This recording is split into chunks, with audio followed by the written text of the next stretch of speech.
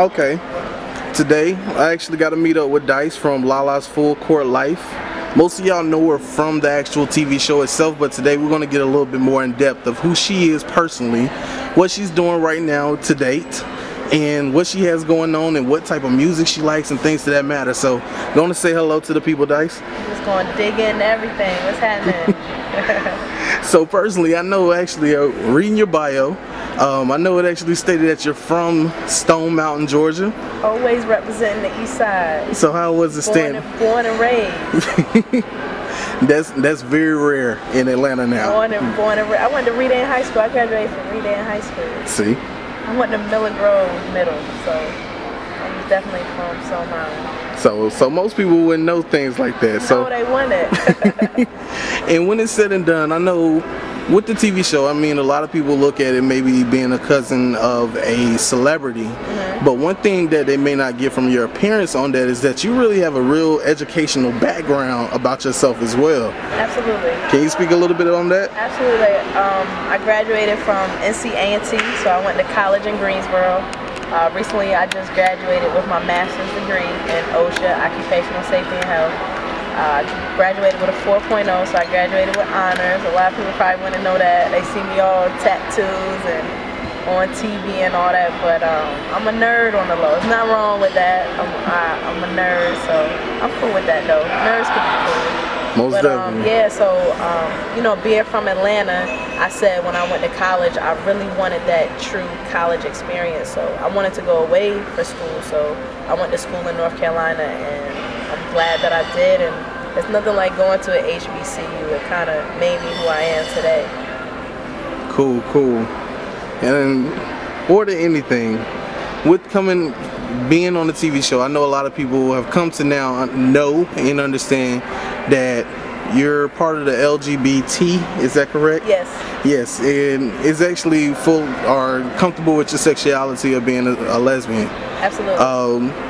Just talking to a couple of people when it comes down to maybe in your personal life first, of telling people, how did a lot of people take that itself and how did you work through it? Because I know a lot of people go through a lot of things, especially being in Atlanta, with those things and or with coming out to people about their sexuality. Right.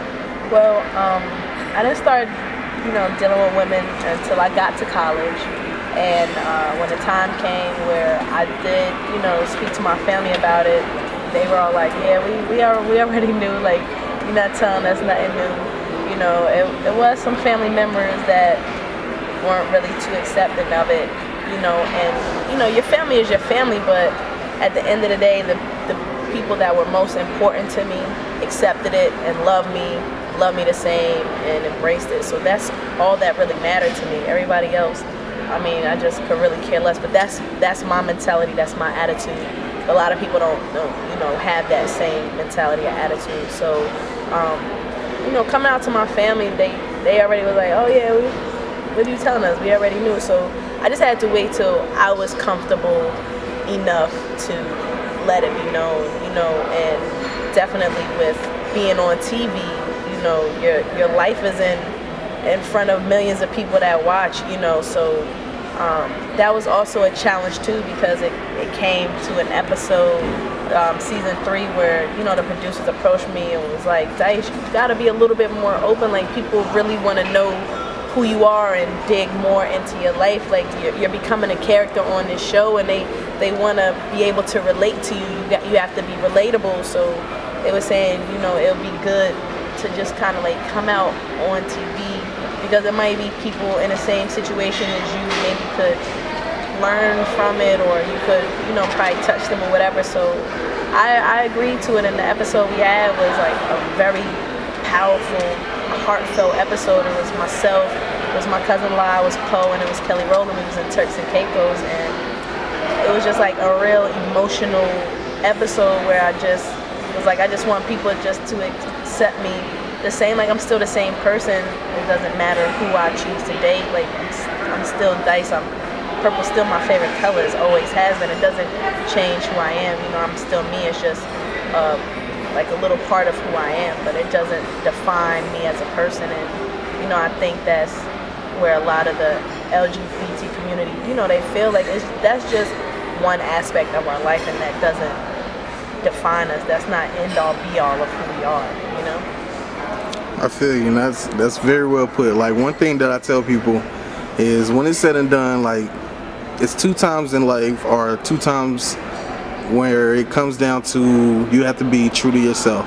And with that said, that's when you're in the dark by yourself and when you have to look at yourself in the mirror. So I definitely commend you on everything that you've gone through, because it's a lot of people who need to listen to that and actually hear the words that you're speaking about, it, because they're going through it themselves right now. Right. And in those situations, sometimes even when times they do come out and they are being true to themselves and they're fighting for that pride and keep moving progressively throughout their life, like, they do come around people who have a serious problem with it. Right. And I know you are even wanting to speak to students or kids to actually about discussing about anti-bullying that's going on. Right. And it's really heavily right now, because people are seeing that it's a lot of situations where kids are literally committing suicide about that. Right. So what was your reason why you actually wanted to speak on that as well? Right. Well, like I said, I didn't, start dealing with women till I got to college, till I was comfortable with myself and, figured out who I am. So I definitely want to go around to different colleges, HBCUs, and speak to them, because I'm pretty sure is women there or guys there too that are probably feeling or going through the same thing. Like, they're not really comfortable with themselves right now, or they're dealing with the back and forth, like, should I be who I am, should I not? So I just want to reach out to them, because I've been there before. I've been there. I know how it is to you trying to juggle your personal life plus go to school, trying to do well, so I've been there. So I just feel like I could use my platform just to speak and give back and give maybe my personal experience, or some examples for myself that might help them out, or help somebody. If I can just help one person, like, that's amazing, because you do hear about young kids committing suicide, and it's just so sad and unfortunate. I was blessed enough where I did have a supportive family, like, everybody that's close to me, and a lot of people don't have that, so I just want to, like, reach out to them and just be there for them. What are some things that you actually have planned for the near future, or what's coming on or coming along, or what you plan on doing as well? Well, definitely it's a lot of things in the making right now. We are currently filming. We're filming season 4 of Lala's Full Court Life, so that will premiere on July the 7th. So make sure you stay tuned for that. Watch out for that. Definitely, like I said, with my anti-bullying campaign, pretty soon school will be back in, so that'll definitely keep me busy with going around and speaking to different schools and teams about the anti-bullying. Got some other things, and in the making, other little deals happening, and just trying to take full advantage of being on reality TV. A lot of people don't have the opportunity to be on TV, so I definitely want to take full advantage of it, because nowadays it seems like reality TV is what's driving, so to speak, TV now. So I definitely want to use this avenue to get into other things, whatever that might be. Cool. So I'm gonna bring it to a couple of music topics that's going on, or what's going on in the industry. I mean, let's say when it's said and done, what are some songs or what are some things that you love to listen to, or who are some artists that you even listening to right now? Even though we may know that Kelly Rowland may be one whose CD is coming out June 18th, so we're going for the fam right there. Shout out Kelly. That's like my cousin right there. Most definitely. Honestly, like, probably one of my favorite genres of music would be neo-soul. Like, I love neo-soul. I love the Marsha Ambrosius, the Floetry, the Dwellers, the Raheem Devon, the Michelle Indegecellos. Like, that's like my go-to right there. I listen to all kind of music. I like R&B, hip-hop, rap. I love oldies. Reggae is another favorite of mine. I like alternative, so I listen to a whole. I'm very diverse. I listen to all kind of music, but probably neo soul would have to be my favorite. Cool. I can agree. Cause I'll talk to you later. That's all. I could listen to that in the house, my car, ride out to that. Like, that's just like, going through some, you throwing that Michelle Bitter album, like, the things that get you through, you know what I'm saying? Throwing a little Sade, you got a little company over. You know, Neo Soul, let me tell you, if you don't know about Neo Soul will save your life.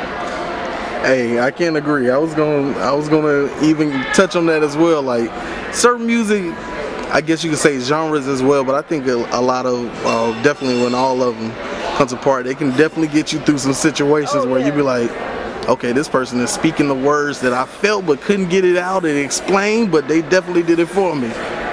That Michelle. Yes. Y'all need to listen to that Bitter album. Ooh, Lord have mercy.